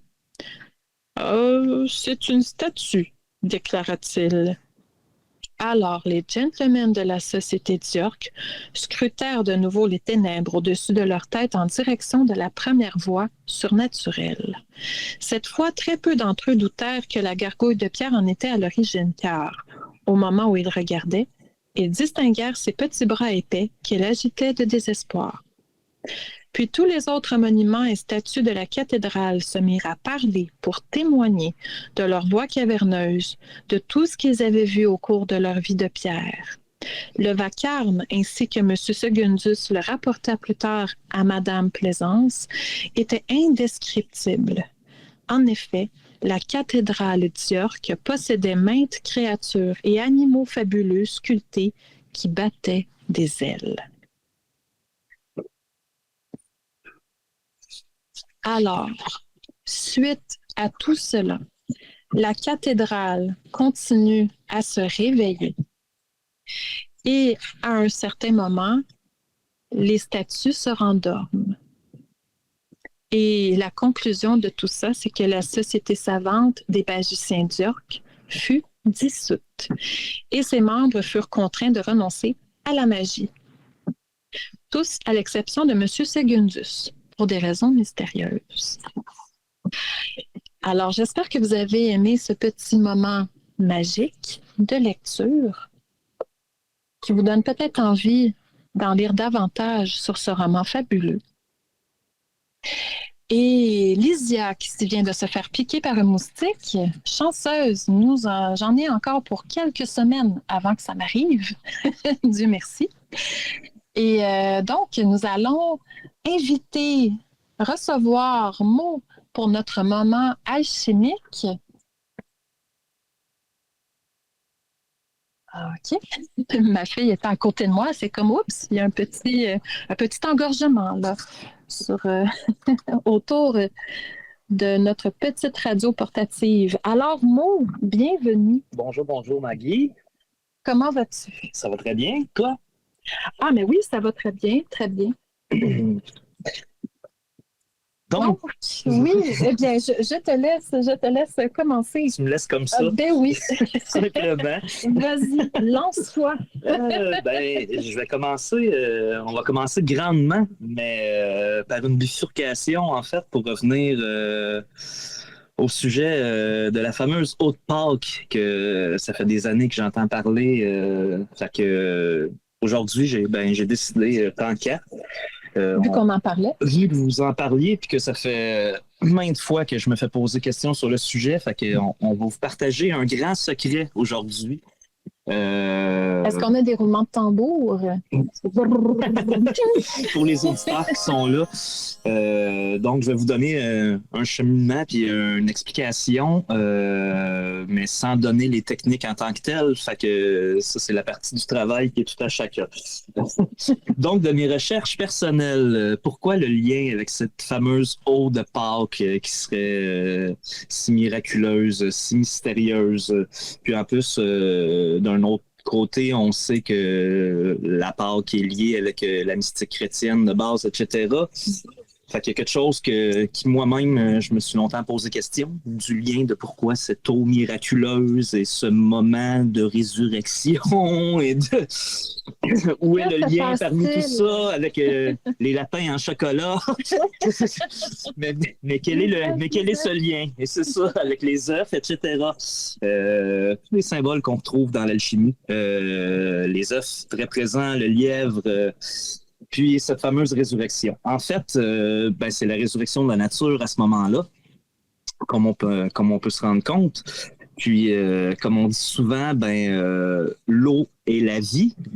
C'est bel et bien vrai. Et il y a certaines eaux qui sont différentes, comme on peut se rendre compte. Ceux qui ont récolté l'eau de Pâques, comme Kat disait tantôt, c'est ça. De mes expériences puis de ce que j'ai pu en comprendre, en fait, l'eau de Pâques, pourquoi qu'elle est spéciale? Oui, effectivement, à ce temps-ci de l'année, il se passe, puis là, on arrive dedans bientôt. En fait, ça varie tout dépendamment de où on est sur la planète. veut pas, mais les anciens alchimistes disaient entre le taureau et le bélier, donc on y arrive bientôt. Pour nous, ici, on est décalé un petit peu. Mais le phénomène se passe partout au printemps. Qu'est-ce qui se passe? On voit la renaissance de la nature. La nature renaît à cause de l'esprit qui donne la vie, en fait, qui revient en force. Cet esprit, c'est un esprit, veut pas éthérique, mais qu'on est capable de capturer d'une certaine manière. Fait que, qu'est-ce qui se passe à ce moment-ci de l'année? C'est que cet esprit-là est beaucoup plus présent dans la nature, il se diffuse. Et comme on sait, l'eau, c'est notre grand diffuseur, c'est le mercure, c'est notre Thoth égyptien, c'est le messager. Mm-hmm. Donc, lorsqu'on récolte l'eau de Pâques, en fait, l'eau, elle a été contactée, si on veut, pas contaminée, mais elle a été touchée par cet esprit. Elle est particulièrement chargée de cet esprit-là à ce moment. Exactement. Cet esprit, ça marche un peu comme des poupées russes, en fait. Lorsqu'on récolte l'eau de Pâques, que ce soit d'une source, etc., c'est plus dilué. Nous, avec les expériences alchimiques, ce qu'on s'est rendu compte, c'est que la matière qu'on peut trouver que cet esprit-là est le plus concentré, c'est la rosée. En fait, la rosée est vraiment vecteur de vie à ce moment-là de l'année. Puis, de mes recherches personnelles, je me suis rendu compte qu'il y a 3 rosées différentes. Puis là, on va en poupée russe encore, parce qu'en fait, c'est pas la rosée directement. La rosée est vecteur de quelque chose qui contient un spiritus. Fait que, il est vecteur d'une substance, de substances au pluriel, cristalline. Et au travers de ces substances cristallines-là, l'esprit générateur est un petit peu enfermé, tu sais. Ouais. Fait que c'est ça. Je conseille à tous ceux qui aiment travailler avec l'eau de Pâques de trouver moyen de récolter de la rosée. Comme je vous dis, il y en a 3 sortes. C'est sûr que celles qui sont la rosée qui est en contact avec le sol va fermenter de façon différente. Si on est capable de l'attraper et qu'elle ne touche pas au sol, généralement, c'est une rosée qui fermente pas par elle-même.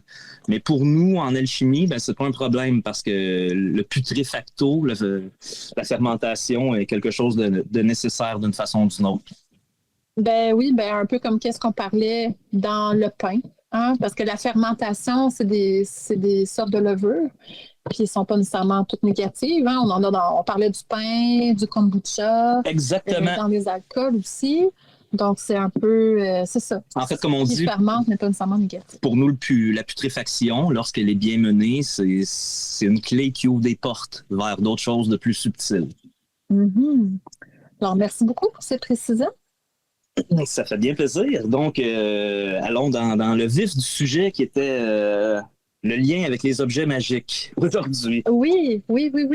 Donc, moi, avec mon cheminement plutôt de magie cérémonielle puis d'alchimie, c'est clair que tu es tombé dans un sujet qui me parle aujourd'hui.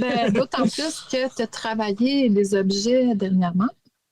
Sans vendre la mèche. Oui. Donc, ça t'a ramené dans ces travaux-là. Effectivement, et même j'en porte un régulièrement avec moi. Oui. Je porte une petite fiole emplie de vitriol, en fait, vitriol de cuivre qui est lié avec Vénus, donc pour la communication. Donc, c'est ça. Allons dans le vif du sujet par rapport aux objets. Dans la magie cérémonielle, comme dans l'alchimie, les objets sont jamais neutres. C'est toujours des vecteurs de transformation, en fait. Mm-hmm. Donc, on peut voir l'objet comme un représentant d'un principe. L'objet va être aligné soit d'une façon planétaire ou d'une façon avec les éléments ou avec une entité ou un archétype en tant que tel. Pour arriver à ça aussi, on peut travailler avec des correspondances de couleurs, etc. Oui. Donc, ça va être une fonction un peu symbolique que tu vas comme charger cet objet-là en particulier. Oui, il y a plusieurs symboliques qui vont converger ensemble. Oui, l'idée, c'est d'aller aussi en sens... tu m'apportes plus loin dans le sujet, puis c'est parfait. L'idée, c'est d'aller en sens un peu de prendre conscience de ce qu'est l'objet en tant que tel. Tu sais, au niveau de l'alchimie, je veux dire, on sait bien que lorsqu'on travaille avec la tanore, c'est lié avec l'élément feu. Mm-hmm. Puis lorsqu'on fait brûler la tanore, on veut que ça travaille en nous en même temps. Fait qu'on il y a une conscience à prendre aussi, tu sais, basique face à ce que... Ouais. Fait que comme j'allais amener justement, beaucoup de gens travaillent avec les pierres, etc. Les pierres, sont déjà empreintes d'un âme, puis d'un esprit en quelque part, puis d'un esprit peut-être même plus fixe d'une certaine manière, tu sais. Nous, les humains, on a des esprits, des âmes un peu malléables, tu sais. On peut réussir à convaincre une personne. Les métaux, les pierres, c'est un peu plus fixe. Fait que je pense que c'est important un peu de prendre conscience de qu'est-ce que la matière dégage de base, puis de s'aligner avec ça aussi, en tant que tel. Mais après ça, bien clairement, pour nous, il y a une grande importance de comment charger tout ça, là. Oui, une pierre ne peut pas voler. Fait qu'elle ne peut pas vraiment représenter l'air. Sauf que bon, quand tu la lances, mais il reste que sa fonction première va toujours rester. Ou sinon, ça serait dans sa version la plus grossière, entre guillemets. Donc, il y a des choses qu'on doit respecter dans la matière qu'on va utiliser. Veut pas, notre choix va être porté vers ça. Mais après ça, c'est ça, ça peut... on va teinter ça, on va la charger de différentes manières.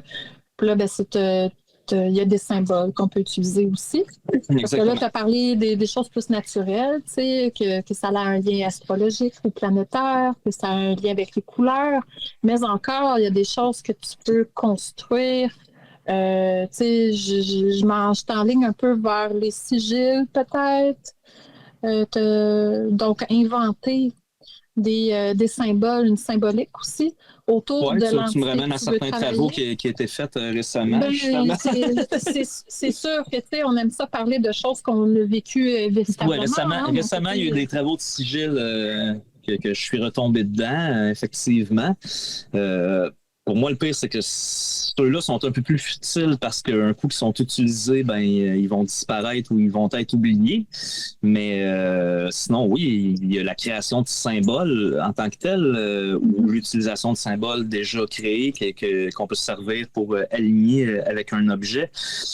En fait, ben regarde, je rebifurque, mais tu sais, pour moi, il y a une grande importance avec tout ce moment de travaux-là. Comme l'été passé, justement, il y a eu la création d'un Athanor. Puis, comme je t'expliquais pendant qu'il y avait la création qui se faisait, pour moi, je faisais plus que créer juste un four pour faire un feu. J'étais après mettre en place un coéquipier en tant que tel. Oui. Pour moi, il y a un lien quasi, qu'on pourrait dire, tulpa.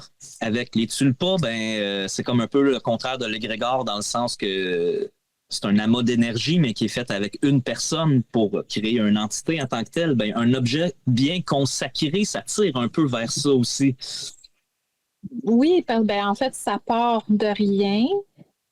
Puis Ou ça part d'une matière simple qui est imprégnée d'un esprit que tu t'alignes dans ce sens. Puis, même dans ton cas d'un Athanor, ça va encore plus loin que ça. Tu as choisi l'espace. Oui, effectivement. Terrain.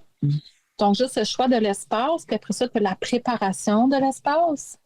Puis pendant que tu fais même cette préparation-là, tu as ton esprit qui vogue entre qu'est-ce que tu es en train de faire, puis les prochaines étapes à venir. C'est-à-dire que là, tu as de la matière à choisir pour venir monter tout ça. Effectivement. Comme tu sais, pour moi, même, ça fait partie d'un cheminement au niveau du grand œuvre. Fait que il y a des réflexions là, qui se fait. Mais ce cheminement-là, je pourrais dire que je l'ai déjà vécu aussi au travers de la haute magie. Lorsque tu as des objets à créer de base, c'est pas juste une consécration. Une chose que je voudrais dire aux gens aussi par rapport à ça, tu sais, souvent, ça paraît compliqué pour le commun des gens qui sont moins artistiques, etc., puis ils semblent découragés par cette chose-là. Puis d'un œil artistique, ce que je peux dire, moi, c'est que souvent, je vois des résultats qui sont bâclés, entre guillemets.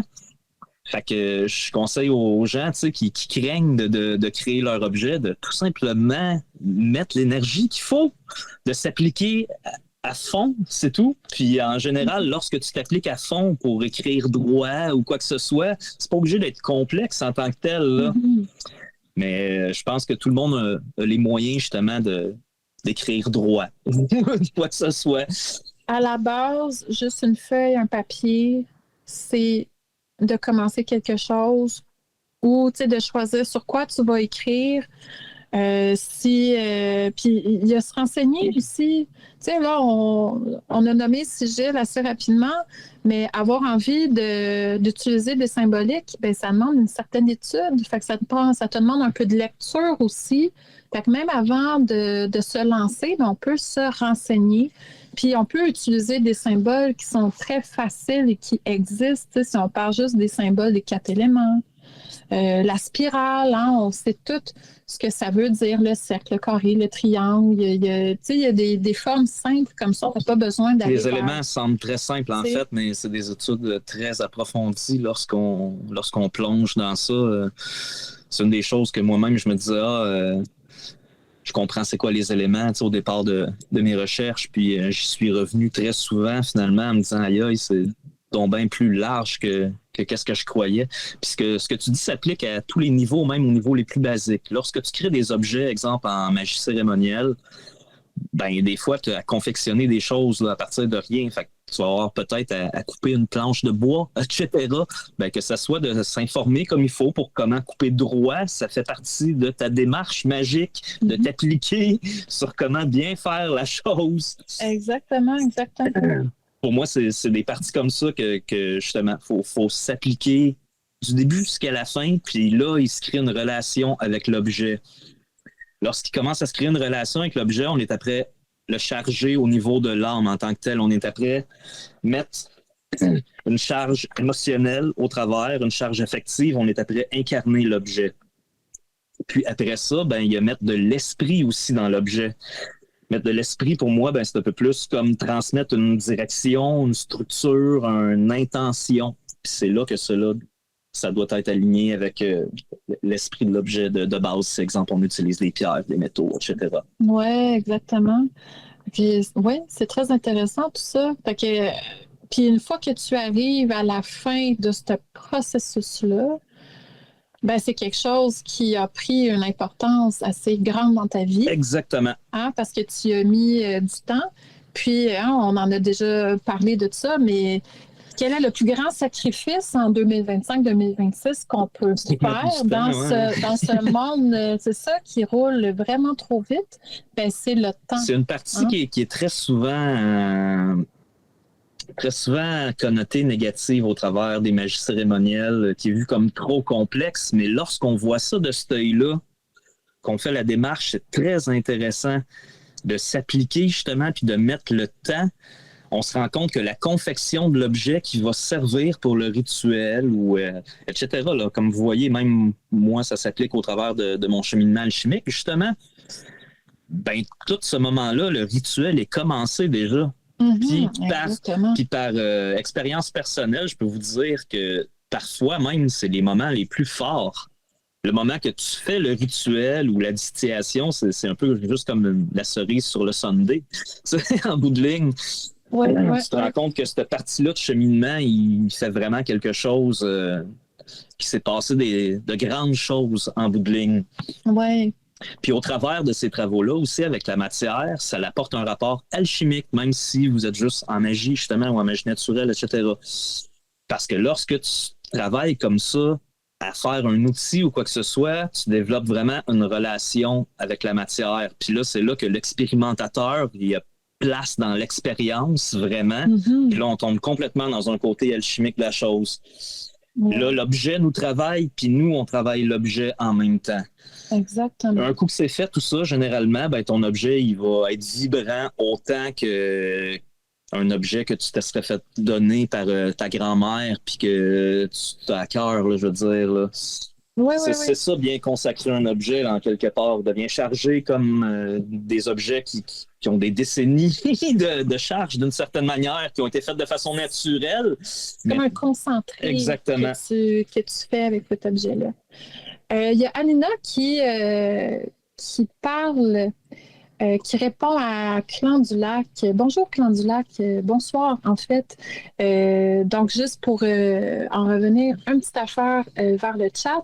Donc Steph Donat avait partagé une fois à l'antenne une information très intéressante sur la sève. Il nous a dit que c'est en hiver que l'on pouvait couper du bois de coudrier pour créer sa baguette, car c'est à ce moment-là que la sève du bois est moins intense. Et puis, ben, rendu au printemps, exactement, c'est qu'il y a la sève qui monte, puis qui arrive dans le même temps, justement, où est-ce qu'on va ramasser l'eau de Pâques, où est-ce que... Oui, exactement. C'est sûr que là, au niveau du bois, j'imagine que ça peut... tu pourrais mieux répondre que moi là-dessus. Là. Toi qui as des connaissances plus ébénistes, là, mais forcément, j'imagine qu'un bois plein de sève se travaille autrement. Ça travaille autrement, mais pour le ramassage, comme Alina mentionnait, oui, même pour les personnes qui font de la vannerie, hein, qui vont faire pousser leur matière, on va faire les récoltes vers la fin de l'automne ou au courant de l'hiver aussi, ça évite qu'il y ait beaucoup de sève. C'est beaucoup plus facile de faire sécher les branches aussi. Je vais juste poursuivre. Le retour du printemps est synonyme de réveil et de renouveau de la nature. L'arbre est soumis à de véritables changements avec l'apparition de températures plus douces, un ensoleillement et une luminosité plus importante qu'en hiver. La sève de l'arbre remonte. Donc, au printemps, ce sera le bon moment. Oui. Puis, il y a aussi, dépendamment de ce qu'on veut faire avec la baguette, mais il y a aussi les bourgeons qui vont enfler, grossir. Hein? Donc, tout dépend de ce qu'on veut. Puis, le côté vivant de la sève aussi, dépendamment. En tout cas, je voulais juste répondre brièvement. Pour nous, teinté d'âme et d'esprit, puis les bourgeons teintés de l'esprit, de vivacité, justement. Oui, juste avant des fleurs, fait que c'est à réfléchir pour la cueillette de bois. De retour, écran du lac qui dit « Pour moi, l'énergie monte depuis le solstice d'hiver et le retour de plus de lumière. Au printemps, c'est l'explosion, le bélier. » Oui, exactement. Oui. Exactement. Au travers de l'hiver, c'est un travail qui se fait plus subtil, plus tonique au travers de la Terre, mais c'est que notre impression, le temps mort, en fait. Si les choses travaillent en profondeur. Ou à juste s'occuper du feu intérieur aussi. Quand on parle du feu intérieur. Exactement. On travaille en profondeur nous-mêmes aussi dans ce moment-là. Exactement. Est-ce qu'il y avait une autre chose que tu voulais nous partager par rapport à l'objet? Est-ce qu'il y avait un objet récemment que tu avais travaillé ou que tu as inclus dans tes travaux que tu avais envie de nous partager? Là, tu sais que présentement, je travaille à monter un objet parce que j'ai structuré un peu mon système magique personnel d'une certaine manière. Puis ça va être véhiculé au travers d'un objet, mais on rentrerait peut-être dans des conversations complexes. Mais comme tu sais, c'est ça, je t'entendais nommer, ça fait partie un peu de mes choses. Je nomme pas tout, mais il y a des objets très consacrés de ce sens-là, justement, comme je te parlais, que ce soit mon collier que je porte dans des moments où j'ai besoin de plus de communication. C'est très bien aussi que lorsque je vais partir puis que je vais être incinéré, je veux que mes cendres s'en aillent dans une guitare. Oui. On avait déjà parlé. Tantôt, vous parliez d'instruments, puis etc., l'aspect vibratoire de tout ça, qui est lié avec la magie. Donc, forcément, j'ai cette vision-là, puis de quand que je vais disparaître, de vouloir consacrer un objet de ma part avec ça. Au niveau de la matière, oui, c'est intéressant de parler de ce genre de volonté-là par rapport à notre matière, justement. Mais sinon, au-delà de ce que tu parlais tantôt de la création, de par rapport à tes croyances, à ta pratique, que tu t'es à élaborer un objet, ça peut, sans parler nécessairement de toi personnellement, qu'est-ce que c'est, mais je trouve que c'est un aspect intéressant, des fois, de monter un hôtel ou un espace dans la maison ou un objet particulier pour représenter quelque chose qui est important pour nous, que ce soit une valeur, une symbolique, une déité, quelque chose qui peut représenter une certaine entité aussi. Pour faire une histoire courte de cette façon-là, en fait, c'est que moi, je décale tout sous les 3 principes alchimiques, c'est le souffle, Mercure, donc corps, âme, esprit. Puis tous ceux qui travaillent en cheminement initiatique, je veux pas qu'ils travaillent sur eux de façon magique, de logique vont travailler sur ces 3 parties-là. Fait que ça m'est venu logique de me dire, OK, je pourrais monter un objet qui définit la partie corps, la partie âme et la partie esprit pour que je puisse déplacer certaines choses, que ça symbolise le travail que j'ai besoin de faire en tant que tel. Donc, m'aligner d'une façon extérieure au niveau d'un objet symbolique, puis m'aligner d'une façon intérieure au même moment. Ben oui, quelque chose qui va faire du sens pour toi, puis c'est super intéressant. Fait que, tu vois, moi, dans un ordre d'idées similaire, mais complètement différent. J'avais envie cette année de faire un petit hôtel dédié comme un peu plus à mon jardin tinctorial. Donc, de dédier un petit espace. Je ne sais pas si ça va être dehors ou dans la maison, ou en tout cas, ou quelque chose qui peut être transportable. Mais justement, pour pouvoir remercier ces esprits de plantes-là qui m'accompagnent et qui m'offrent leurs couleurs. Donc, ça peut être plein de choses comme ça qu'on peut décider d'inclure dans nos pratiques pour ancrer davantage. Des fois, on se dit, c'est chouette, on commence certaines choses, puis on se dit, c'est bien, je vais être reconnaissant, mais au-delà de ça, fabriquer quelque chose où est-ce que là, je peux me recueillir ou aller porter Exactement. des objets. C'est que, en fait, dans ces cas-là, puis dans le cas magique, c'est qu'il faut se rendre compte que la matière est comme un support peut être un support de transformation. Mm-hmm. L'objet, il peut être un vecteur de passage entre les mondes rendus là, ou l'espace que tu crées, etc., justement. Oui, c'est ça, exactement. Fait que, dans ce sens-là, l'objet, il n'est pas seulement utilisé, il est transformé, puis il est transformant en quelque part. Fait que, toute la fabrication d'objets au sens magique, comme j'expliquais tantôt, c'est un acte initiatique, en somme, tu sais. Oui. Oui, je m'imagine un petit bain d'oiseaux, peut-être, là, au milieu, où est-ce que je vais pouvoir déposer des choses autour, puis du fait de nourrir les pollinisateurs ou des choses comme ça. Ça peut aller dans plein de directions aussi à ce niveau-là. Donc, c'est ça. On réfléchit à tout ça tranquillement. Dans certains... c'est ça, de plein de sortes d'idées différentes. Puis de faire ça en extérieur quand c'est possible aussi.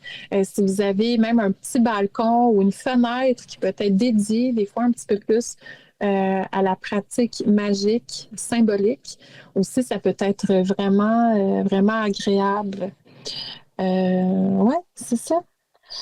Écoute. Pour moi, là, ça revient à la même chose. C'est ça, que ce soit la création d'espace ou d'objets consacrés, etc. On est dans une même démarche d'une certaine manière. C'est ça. C'est intéressant de voir, c'est ça, admettons, toi, avec ton côté, ta pratique alchimique et tout ça, puis moi, ma pratique un peu plus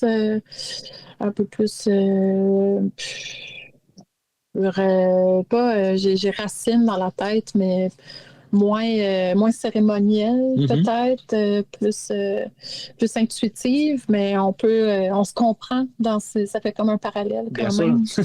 Puis, il y avait une autre affaire que j'avais pas partagée tantôt, justement, je vous ai parlé de mon rouet tantôt, puis je fais de la percussion maintenant depuis quelques mois dans un groupe de musique dont Mo fait partie aussi.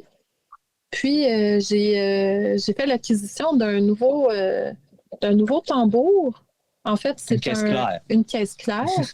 Puis, en fait, le genre de musique qu'on fait, c'est du folk, donc musique folklorique, pas nécessairement folklorique québécoise, mais qui s'imbrique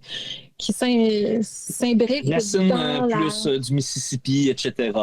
C'est plus de ça qu'on parle. Et souvent, dans les rythmes de percussion qu'on va faire dans ce type de musique-là, on va faire du train beat qu'on appelle. Donc, c'est comme le rythme d'un train. Puis, j'ai pas l'habitude de nommer des objets, mais là, je vous avais parlé de 2 objets tantôt. Donc, le deuxième objet, c'est ce tambour-là, cette caisse claire-là. En particulier, ça m'a fait penser à mon grand-père. Vive le folk, mon Clondulac, qui est du clan. Folk. Merci. Donc, c'est ça, mais la caisse claire, à cause du train beat, du rythme du train qu'on peut faire sur ce tambour-là en particulier, ça m'a fait penser à mon grand-papa qui s'appelle Alexandre parce qu'il a travaillé toute sa vie dans les trains. Donc, ça m'a fait penser à lui. Puis le tambour, il est bleu, il est vraiment beau. Donc, j'ai dédié